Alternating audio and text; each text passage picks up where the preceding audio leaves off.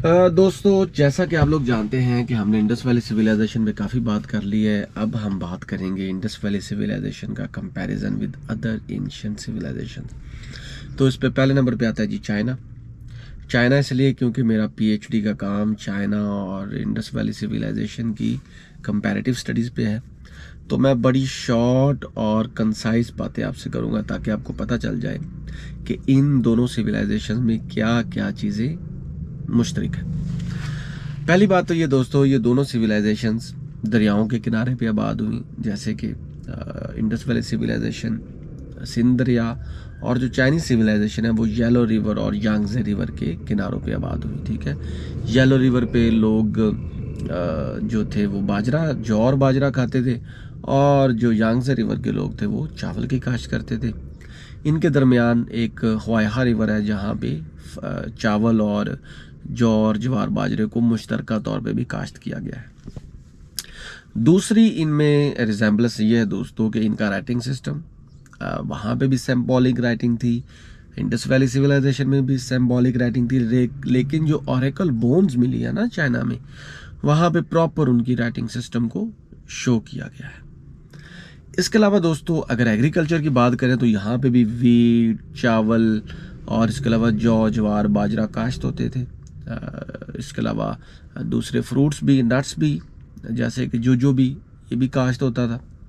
और इसी तरह चाइना में भी ये तमाम जो क्रॉप्स थी वो काश्त होती थी।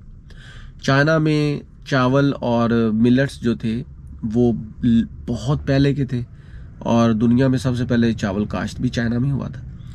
लेकिन ये दोनों चीज़ें इंडस वैली सिविलाइजेशन में बाद में आई।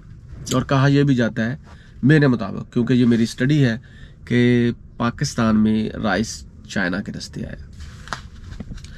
इसके अलावा इनमें मुश्तरक चीज़ें क्या है दोस्तों, इनकी ट्रेड, चाइनीज़ भी ट्रेड करते थे, और उनके बड़े बड़े जो बेड़े थे या कारवान थे वो सिल्क रोड से होते हुए वेस्टर्न जो एशिया है या सेंट्रल एशिया है, यूरोप की तरफ जाते थे।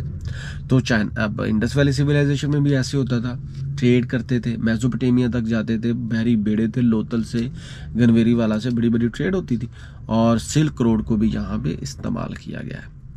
चाइना और इंडस वैली सिविलाइजेशन में जो मिलता जुलता मकाम है वो है कश्मीर का, कश्मीर की एक साइड है। इसके अलावा जो चाइना का वेस्टर्न बॉर्डर है वो सारा पाकिस्तान को उस दौर आज से कोई 5-6 हज़ार साल पहले की बात है, तो यहाँ से मुश्तरका ट्रेड होती थी। ठीक है, जहाँ तक बात की जाए दोस्तों इनकी इकोनॉमी की, तो इनकी इकोनॉमी भी बेस करती थी एग्रीकल्चर पे, दोनों की। इसके अलावा दोस्तों इनमें मुश्तरका चीज़ों में इनकी पॉटरी, अगर हम पॉटरी की बात करें तो इंडस वैली सिविलाइजेशन में अर्ली हड़प्पा के जो पॉटरी है या मिचोर हड़प्पा की पॉटरी है वो बिल्कुल सेम लाइक माजायो कल्चर की पॉटरी जो कि 5200 साल पुरानी है। इसके अलावा चीजिया कल्चर, जोंगरी कल्चर, इसके अलावा शरंगडोंग कल्चर, इसके अलावा और बहुत से कल्चर हैं, शिमरशक कल्चर, उन तमाम की जो पॉटरी है वहाँ पे जो जो सिंबल्स मिले हैं, पॉटरी के डिज़ाइंस हैं, मोटिव्स हैं, पैटर्न्स हैं, वही सेम पैटर्न हमारे कल्लात में, हमारे हड़प्पा में, मोहनजोदारो में और जितनी भी साइट्स हैं वहाँ पे मिले हैं। और ये मेरी स्टडी का भी पार्ट है। मैं आपको कभी अपनी स्टडी का जो पार्ट है, बल्कि हो सकता है रिसेंटली मैं आपको उस पर वीडियो बना के बताऊँ कि मेरा पीएचडी का डेजर्टेशन क्या था। इसके अलावा दोस्तों इनका जो मेटल्स था ना, मेटल वो भी तकरीबन समझ लेके 19-20 का फर्क था, ऑलमोस्ट सेम था। ठीक है, इनके मेटल्स में जो मेटलर्जिकल एडवांसमेंट थी वो तकरीबन सेम थी। चाइना में भी ऐसे होता था कि वो बीड्स बनाते थे, ठीक है, और सॉर्ट्स भी बनती थी। इस तरह इंडस वैली सिविलाइजेशन में भी ऐसा होता है, सोने का इस्तेमाल है, mirror, even though mirror bronze age में मिरर सेम बनते थे इनके, लेकिन उनकी शेप थोड़ी सी डिफरेंट थी। जहाँ तक इनकी स्टोन्स की बात करें, स्टोन्स का यूज़ भी तकरीबन सेम था ऑलमोस्ट। समझ लें कि 1920 की बात है, 19-20 का फ़र्क होगा, बल्कि 2020 लगा लें। उसकी वजह यह है कि वो भी सीड्स जो फ्यांस बीड्स, इसके अलावा सोप स्टोन्स का इस्तेमाल करते थे। इंडस वैली भी यही करता था। ठीक है, तो इसके अलावा यहाँ पे दो टाइप्स के लोग थे, जैसे इंडस वैली सिविलाइजेशन में अपर और लोअर, इसी तरह चाइना में भी अपर और लोअर जो लोगों का कॉन्सेप्ट था।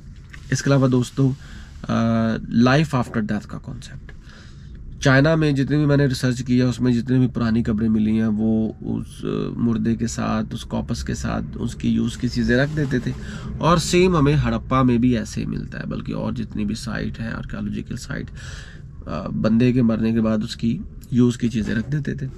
तो ये सारा सिमिलैरिटी में आता है। और जहाँ तक इनके डेक्लाइन की बात की जाए तो यहाँ पे क्लाइमेट चेंज थी, और चाइना में भी तकरीबन क्लाइमेट चेंज था, लेकिन उसके साथ था कि वो जो येलो रिवर की जो सिविलाइजेशन थी ना, वो इवॉल्व हो गई थी आगे फर्दर डायनेस्टीज में। यहाँ पे भी ऑलमोस्ट ऐसे हुआ था कि लेटर हड़प्पा के बाद पीजीडब्ल्यू का पीरियड और उसके अलावा दूसरे जो कल्चर्स थे वो परवान चढ़ना शुरू हो गए थे। तो ये थी दोस्तों, और भी बहुत सी सिमिलैरिटी है, ये मैंने सीधा सीधा बताई है ताकि आपको एज ए लेमैन पता चल जाए कि चाइनीज सिविलाइजेशन और इंडस वैली सिविलाइजेशन में क्या चीज़ें मुश्तरक थी। ठीक है, अब हम नेक्स्ट मैं कोशिश करूंगा कि अपनी पीएचडी का डेजर्टेशन आप लोगों के साथ शेयर करूं, क्योंकि वो चाइना और इंडस वैली सिविलाइजेशन पे है। उसके बाद हम इंडस वैली सिविलाइजेशन को दूसरी सिविलाइजेशन के साथ भी इसका कंपेरिजन करेंगे। तो चैनल को ज़रूर सब्सक्राइब किया करें, नॉलेज की बातें हैं, अगर आप इसको पसंद करते हैं तो आगे भी लोगों को बताया करें। अपना भरपूर ख्याल रखा करें। Thank you so much.